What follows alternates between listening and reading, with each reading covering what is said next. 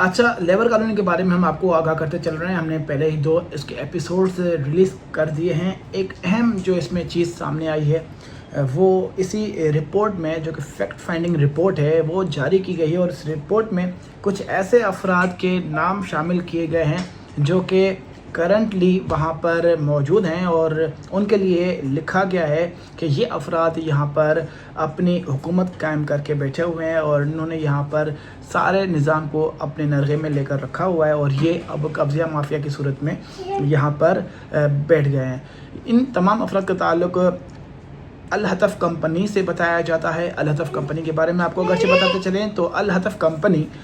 जो है उसको सिक्योरिटी के लिए यहाँ पर तैनात किया गया था। लेबर कॉलोनी की सिक्योरिटी के लिए इसको यहाँ पर डिप्लॉय किया गया था और 8 करोड़ रुपए की मंजूरी के तहत ये कॉन्ट्रैक्ट अमल में लाया गया था। लेकिन उसके हैरत अंगेज़ तौर पर क्या हुआ, जो भी उसके सिक्योरिटी गार्ड्स थे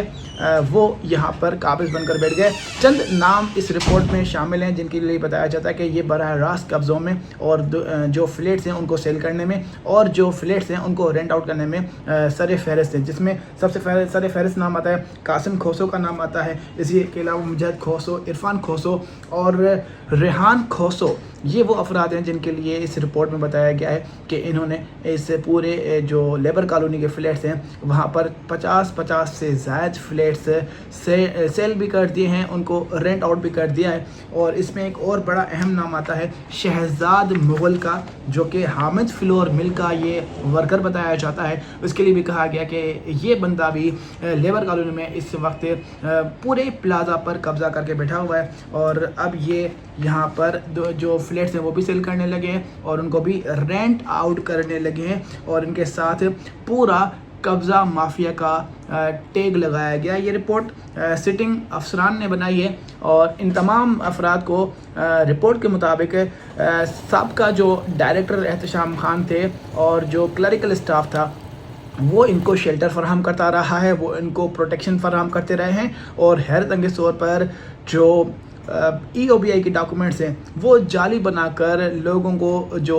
फ्लैट्स हैं वो सेल किए गए हैं और लोगों को वो फ्लैट्स रेंट पे दिए गए हैं। यही वजह है कि गुज़िश्ता रोज़ इन्हीं फ्लैट्स में जो गैर मुतल्लिका अफराद थे वो रिहाइश पजीर थे और उसमें एक मिसहैप हो जाता है, एक खातून का मर्डर हो जाता है। जब उसकी इंटेरोगेशन होती है, इन्वेस्टिगेशन होती है तो मालूम ये पता चलता है कि वो जो रिहाइश पजीर अफराद थे, जो कातिल था जिसने खातून को कत्ल किया था, वो इस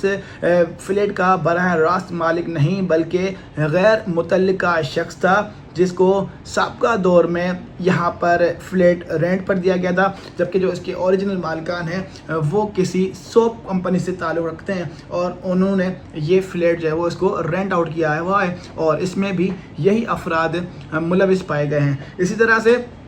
जो भी यहाँ पर रिहाइश पज़ीर अफराद हैं जिनके नाम यहाँ पर मेंशन किए गए हैं, इनके लिए ये भी बताया गया कि ये तमाम अफराद जो भी लेबर कॉलोनी में बिजली सप्लाई करते हैं वो यही करते हैं। इलीगली कुंडा कनेक्शन के ज़रिए तमाम फ्लैट्स को बिजली फराहम की जाती है और हर यूनिट से तकरीबन 3000 रुपये माहाना कलेक्शन की जाती है और इसी वजह से 8 करोड़ रुपए जो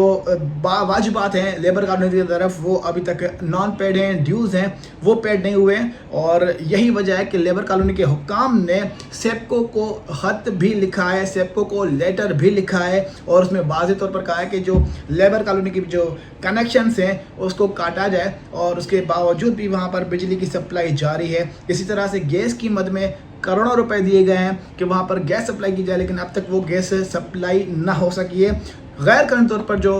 वाटर हाइड्रेंट्स हैं वहाँ पर पानी का सिस्टम बनाया गया है, वो भी बताया जाता है कि यही जो नॉमिनेटेड अफराद हैं वो वहाँ पर वाटर सप्लाई का काम अंजाम दे रहे हैं और तमाम जो फ्लैट वाले हैं उनसे माहाना हज़ारों रुपए कलेक्शन की जाती है और इसी वजह से ये फ्लैट्स अब